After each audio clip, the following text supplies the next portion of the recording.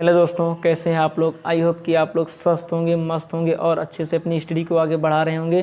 ठीक है, देखो मेरी वीडियो आने में कुछ लेट हो गया। रीज़न ये था कि मुझे टाइम नहीं मिल पा रहा था और आप जिसकी वजह से मेरी वीडियो लेट हो गई आने में। लेकिन आई प्रॉमिस कि अब मैं डेली वीडियो अपलोड करूँगा, डेली मैं शूट करूँगा आप लोगों के लिए। ठीक है, बस आप लोग क्या करना, अगर वीडियो अच्छी लगे तो आप लोग लाइक करना, शेयर करना और चैनल पर नए हो तो चैनल को सब्सक्राइब करना। देखो आज मैं जो वीडियो लेके आ रहा हूँ ये क्लास 11th पर है।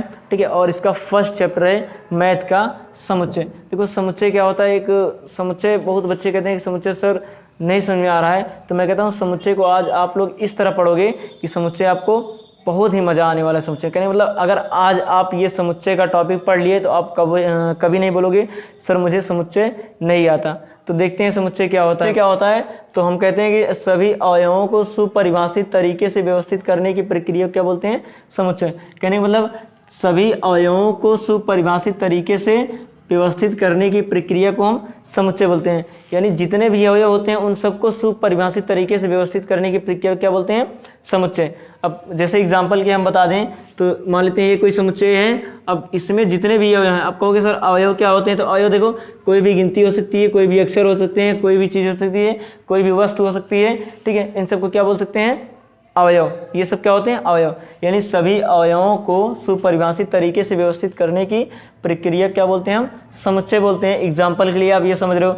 अब कहोगे सर आप तो एग्जाम्पल लिखा दिए। ठीक है, अगर मुझे दे दिया जाए कि समुच्चय कैसे बनाया जाएगा, तो देखो समुच्चय बनाने की दो विधियाँ होती हैं। समुच्चय बनाने की दो विधियाँ होती हैं और दोनों विधियों को हम बहुत अच्छे से पढ़ेंगे। ठीक है, एक होती है समुच्चय निर्माण विधि, एक होती है रोस्टर विधि।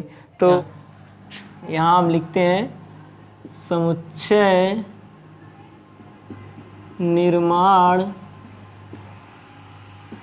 की विधियाँ। समुच्चय निर्माण की विधियाँ ये बहुत इंपॉर्टेंट टॉपिक है भैया। आपको अगर समुच्चय नहीं आता, अगर आप इन सब के बारे में नहीं जानोगे तो आप समुच्चय नहीं आएगी। समुच्चय निर्माण की विधियाँ देखो, पहली विधि होती है रोस्टर विधि। रोस्टर विधि या सूची विधि, इसके दो नाम होते हैं। कभी कोई रोस्टर विधि बोलता है और कहीं कहीं आपको मिल जाता है कि दिए गए अंकों को या दिए गए शब्दों को आप क्या करो, उनको सूची विधि में व्यक्त कीजिए। कहने का मतलब अगर आपको कहे सूची विधि बोले, आपको रोस्टर विधि बोले, तो आपको लिखना रोस्टर विधि वाला ही है। ठीक है, अब इसको कैसे व्यवस्थित करेंगे, देखो रोस्टर विधि में लिखने की भी दो कंडीशन होती है।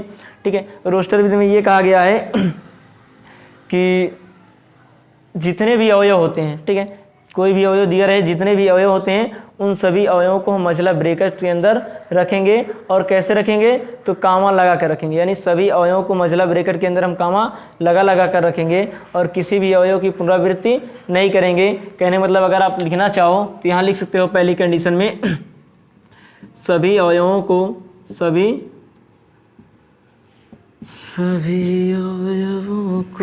मझला ब्रैकेट के अंदर, मझला कोष्ठक, सभी अवयवों को मझला कोष्ठक के अंदर कामा, ठीक है, कामा लगा कर सभी अवयवों को मझला कोष्ठक के अंदर कामा लगा कर रखा जाएगा। और सेकंड कंडीशन ये होती है कि किसी भी अवयव की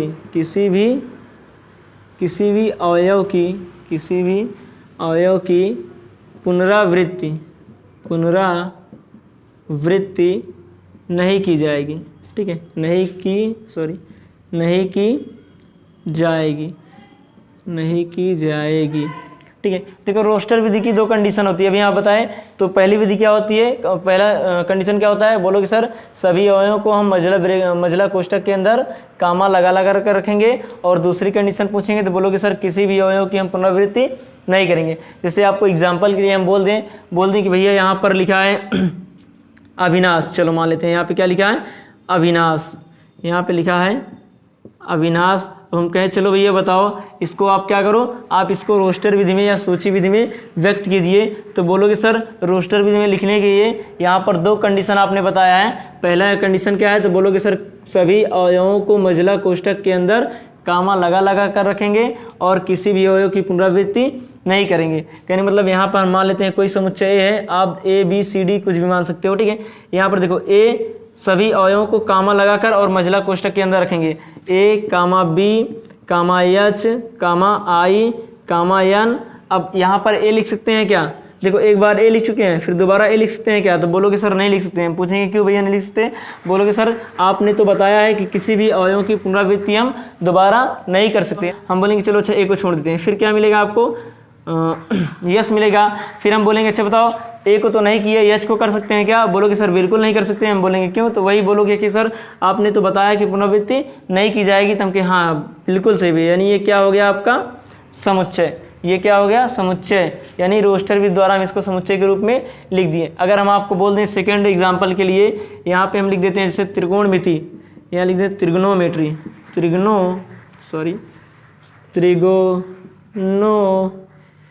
त्रिग्नोमेट्री।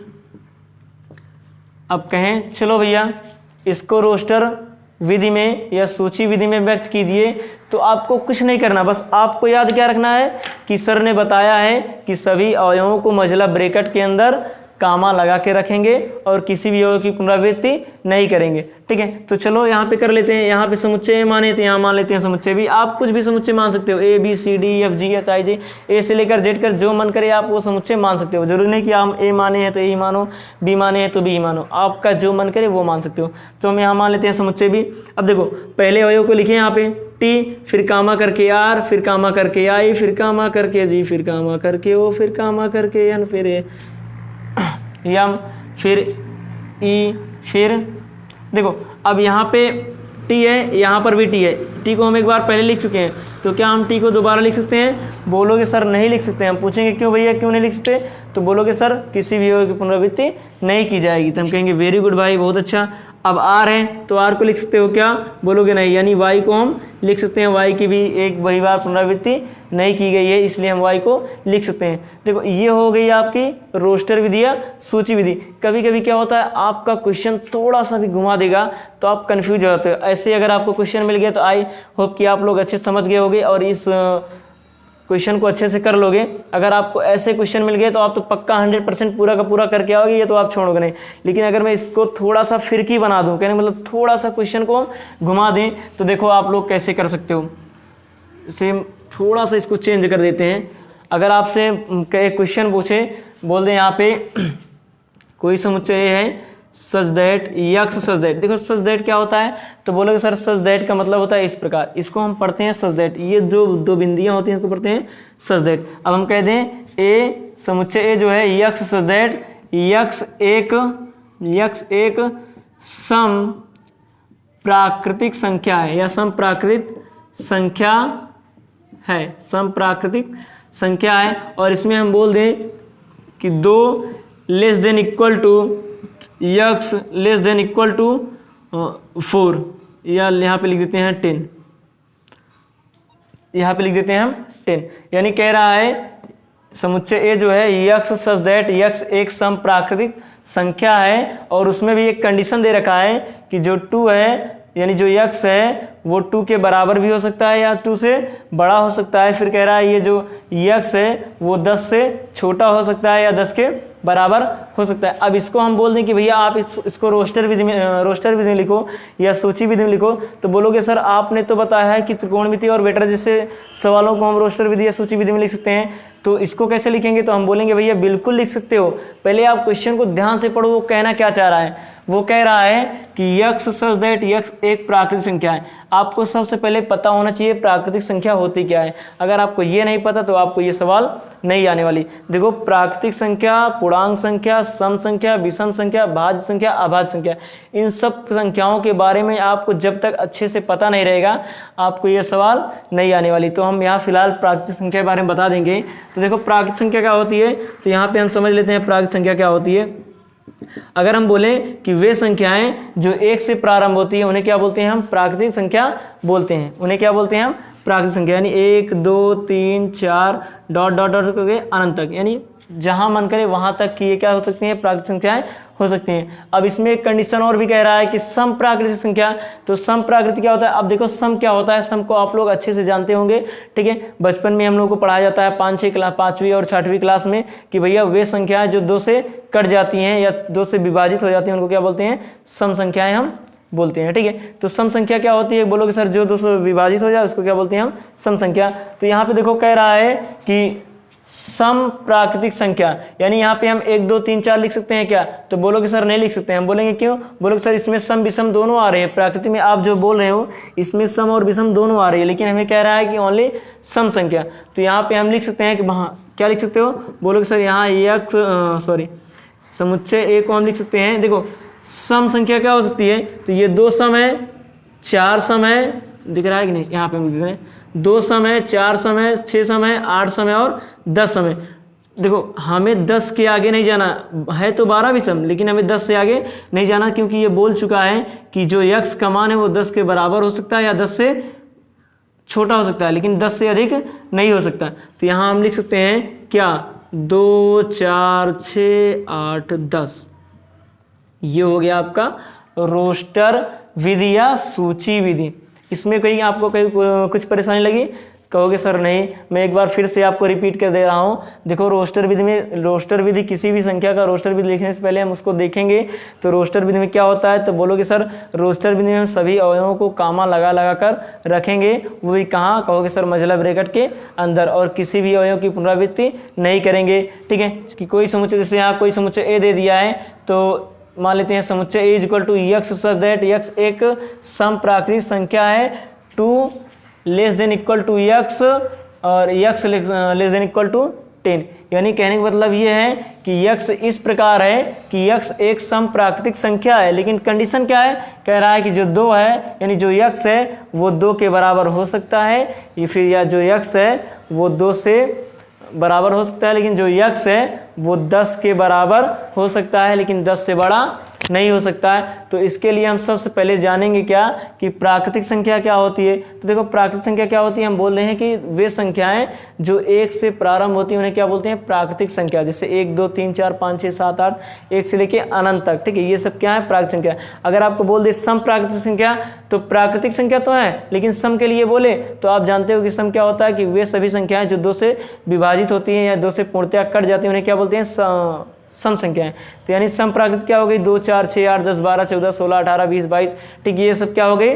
सम प्राकृतिक संख्या। अब देखेंगे यहाँ पे, तो अगर इसको हम रोस्टर विधि में लिखेंगे, तो रोस्टर विधि में देखो दोनों कंडीशन यहाँ पे लिखे हैं रोस्टर विधि में, कि जितने भी अवयव उनको कामा मझला ब्रैकेट के अंदर कामा लगा कर रखे हैं और किसी भी अवयव की पुनरावृत्ति नहीं की गई है। और इसके लिए हम ये विशेष ध्यान रखेंगे, अगर आपको प्राकृतिक संख्या कह रहा है तो आप प्राकृतिक संख्या ही लिखोगे, अगर आपको सम कह रहा है तो सम संख्या ही लिखोगे। उसके लिए एक मोस्ट इंपॉर्टेंट टॉपिक ये होता है, अगर आपको ये चीज़ें नहीं पता है भैया, तो आप ये सवाल गलत कर सकते हो।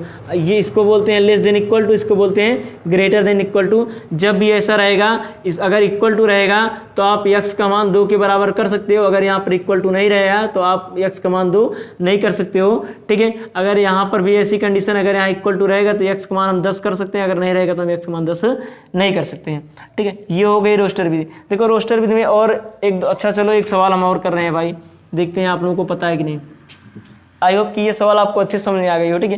देखो हम सेकंड अगर लिख रहे हैं, सेकंड एक समुच्चय बी है, समुच्चय बी ये y सच दैट y एक सम भाज्य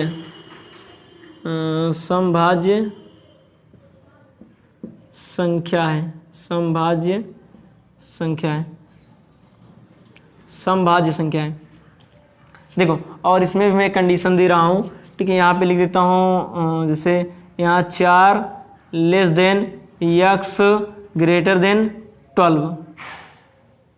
चलो इसको करो, इसको करते हैं। तो इसमें देखो क्या कह रहा है कि be y such that y एक समभाज्य संख्या है। अब यहाँ पे देखो, यहाँ पे x था, यहाँ पे y, हमें x y से कोई मतलब है नहीं। अगर x के बारे में बता रहा है तो x के बारे में बताएगा, y बता रहा है तो y के बारे में। हम देखेंगे इसमें क्या क्या आ रहा है। तो कह रहा है इसको देखो, इसको भी भैया रोस्टर विधि में लिखने हैं, तो लिखेंगे क्या कि y इस प्रकार है कि y एक समभाज्य संख्या है। y एक समभाज्य संख्या, उसमें कंडीशन भी दे रखा है, सॉरी यहाँ पे x के स्थान पे y होगा, कंडीशन दे रखा है कि जो 4 है वो किससे, y से छोटा है, जो 4 है वो y से छोटा, यानी y का मान 4 से बड़ा होना चाहिए और y का मान 12 से छोटा होना चाहिए। अब हम इसको बोलेंगे रोस्टर विधि में लिखने के लिए, तो आप बोलोगे सर इसको हम तो बहुत जल्दी कर सकते हैं, सिर्फ देखते ही आप लोग कर लोगे। कहोगे सर यहाँ पे क्या है 4, यहाँ पे 12 है, यानी y का मान 4 से क्या होना चाहिए, बड़ा होना चाहिए, तो 4 से बड़ा 6 हो जाएगा। अब देखो सम भी कह रहा है और भाज्य भी कह रहा है, तो सम भी होना चाहिए और भाज्य भी होना चाहिए, तो ये क्या हो गया 6 हो गया। फिर हम कहेंगे अच्छा भैया और बताओ, कहोगे सर 8 हो गया, फिर कहेंगे और बताओ, बोलोगे 10 हो गया। अब हम 12 लिख सकते हैं क्या, 12 लिख सकते हैं क्या, ठीक है, तो बोलोगे सर नहीं लिख सकते हैं, रीज़न क्या है, क्योंकि जो y का मान है वो 12 से कम है, y less than 12, y less than 12, यानी y का मान 12 से कम है, इसलिए हम 12 को नहीं लिख सकते हैं। ये चलो दोस्तों आपको एक क्वेश्चन और कराते हैं इस पर, ठीक है। देखो क्वेश्चन आप लोग ध्यान से पढ़िएगा, अगर जितना आप क्वेश्चन अच्छे से पढ़ते हो, क्वेश्चन देखो क्वेश्चन में ही क्वेश्चन का आंसर होता है, बस आप लोग उसको ध्यान से पढ़ना। अगर आप क्वेश्चन को ध्यान से पढ़ते नहीं हो तो वहीं आपको कन्फ्यूज होता है, ठीक है। लिखते हैं क्वेश्चन को, थोड़ा फ्रिकी टाइप का भैया, आप लोग समझ के रहना, नहीं तो कहोगे सर पता नहीं क्या आप दे देते हो, कुछ समझ नहीं आता है। मान लेते हैं यहाँ वही समुच्चय सी है, ठीक है। यहाँ पे अगर हम बोलते हैं यक्स सच दैट यक्स एक अभाज्य संख्या है, यक्स एक अभाज्य संख्या है जो संख्या 30 की भाजक है, जो संख्या 30 की भाजक है, ध्यान समझना, जो संख्या 30 की भाजक है। भैया सवाल को फिर से मैं बोल रहा हूँ, सवाल को खूब अच्छे से समझना, ठीक है। सवाल क्या कह रहा है आप उसको अगर अच्छे से समझते हो तभी समझ में आएगा। देखो सवाल में क्या कह रहा है, ये थोड़ा फ्रिकी टाइप का समझना, कह रहा है कि यक्स सच दैट यक्स एक अभाज्य संख्या है, यक्स सच दैट यक्स एक अभाज्य संख्या है जो संख्या 30 की भाजक है। तो सबसे पहले इसमें एक संख्या कौन सी कह रहा है, तो कहोगे सर इसमें सब संख्या अभाज्य कह रहा है, फिर क्या कह रहा है, तो कहोगे सर 30 की भाजक कह रहा है। तो मैं कहता हूँ आप पहले अभाज्य संख्या के बारे में समझो। अभाज्य संख्या आप लोग अगर जानते हो तो अच्छी बात है, नहीं तो मैं बता रहा हूँ। देखो अभाज्य संख्या वे संख्याएं होती हैं जो सिर्फ 1 से कटती हैं या फिर स्वयं से कट जाती हैं। जैसे यहाँ पे हम लिख दें 3, तो ये देखो 3 एक अभाज्य संख्या है, तो कहोगे सर क्यों, तो बोलूँगा कि 3 या तो 1 से कटेगी या फिर खुद से ही कटेगी, 3 से कटेगी। ये 5 हो गया, 7 हो गया, 11 हो गया, 13 हो गया, ठीक है, 19 हो गया, ये सब के सब क्या हैं, ये तो अपने आप से कटेंगी या फिर क्या होंगी 1 से कटेंगी। ऐसी संख्या क्या होती है, अभाज्य संख्या होती है। तो यहाँ पे हम देखते हैं, देखो 2 भी एक अभाज्य संख्या ही होती है, 2 आप लोग जानते हो सम संख्या होती है ना, लेकिन ये 2 अभाज्य संख्या होती है। रीज़न क्या है कि 2 या फिर अपने आप से कटेगी या फिर 1 से कटेगी, ये किसी और भी संख्या से नहीं कटेगी, ठीक है। तो आप लोग ये अभाज्य तो समझ गए। देखो अब भाजक क्या होता है ये समझ लेते हैं।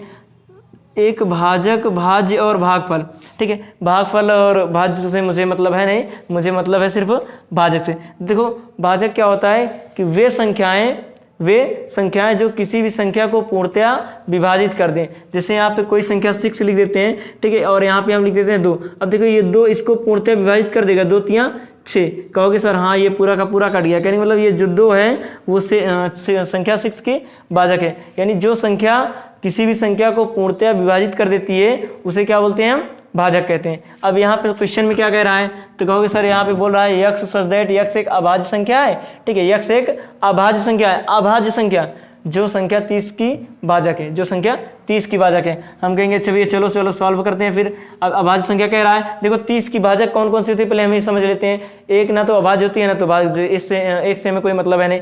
देखो 2 से भाज्य होती है क्या, तो कहोगे हाँ सर 2 से 30 कट जाएगा, 15 दूना 30। हम कहेंगे 3 से कटेगा, बोलोगे सर बिल्कुल कटेगा, ठीक है, 3 10 तिहाई 30। हम बोलेंगे अच्छा 4 से कटेगा, तो बोलोगे सर 4 से अगर ये कटेगा तो मानते हैं चलो 4 से कटेगा, लेकिन 4 एक तो भाज्य संख्या है और हमें भाज्य संख्या नहीं, कौन सी चाहिए, अभाज्य संख्या, ठीक है। उसके बाद हम कहेंगे अच्छा चलो 5 से काटते हैं, तो कहोगे हाँ सर 5 6 30, 5 से कट जाएगा, ठीक है, और 5 एक अभाज्य संख्या भी है। हम कहेंगे अच्छा 6 से काटो, कहोगे सर हाँ 6 से कट जाएगा, 6 5 30, लेकिन क्या है 6 एक कौन सी संख्या है, बोलोगे सर ये 6 एक भाज्य संख्या है। 7 से कटेगा, नहीं कटेगा, ठीक है। फिर ऐसे करते जाओगे तो ये 30 से कटेगा, तो 30 भी क्या है, एक भाज्य संख्या है। 15 से कटेगा, 15 भी एक भाज्य संख्या है। और किस से कटेगा ये 30, बोलोगे सर और किसी संख्या से नहीं कटेगा। यानी कहने का मतलब हम किससे काट सकते हैं, 2 से, 3 से और 5 से, और कोई भी संख्या है जिससे ये 30 कट सके। कहोगे सर कोई संख्या नहीं है। अब देखो कह रहा है कि यक्स दैट यक्स अभाज्य संख्या है जो संख्या 30 की भाजक है। तो हम कह रहे हैं कि 2 जो है वो अभाज्य संख्या है, खुद से कट सकती है या फिर 1 से कटेगी। 3 भी खुद से कटेगी या फिर 3 से कटेगी, या 5 भी ऐसी है जो खुद से कटेगी और 1 से कटेगी, ठीक है। ये सब क्या हो गई अभाज्य संख्या। तो ये हो गया आपका क्या रोस्टर विधि या सूची विधि। देखो इसमें भी यही था, आपको कुछ नहीं करना था, आपको बस क्वेश्चन को ध्यान समझना था। क्वेश्चन में कह क्या रहा है, तो क्वेश्चन में इसने साफ साफ बोला था कि sir x such that x अभाज्य संख्या है जो संख्या 30 की भाजक है। तो ये अभाज्य संख्या हो गई और ये संख्या 30 की भाजक भी है। इसमें आपको कहीं परेशानी है, ठीक है। अगर आपको वीडियो भैया अच्छा लगी हो तो प्लीज़ वीडियो को लाइक करना, शेयर करना और कमेंट करके बताना वीडियो आपको कैसी लगी, ठीक है। और साथ ही साथ अगर आप मेरे चैनल पर नए आए हो तो प्लीज़ चैनल को सब्सक्राइब कर लीजिए, ठीक है। अब मिलते हैं अगली वीडियो में, तब तक के लिए जय हिंद। आप लोग पढ़ते रहो, अच्छे रहो, स्वस्थ रहो, मस्त रहो और अपनी स्टडी को आगे बढ़ाओ, अपने गोल को प्राप्त करो।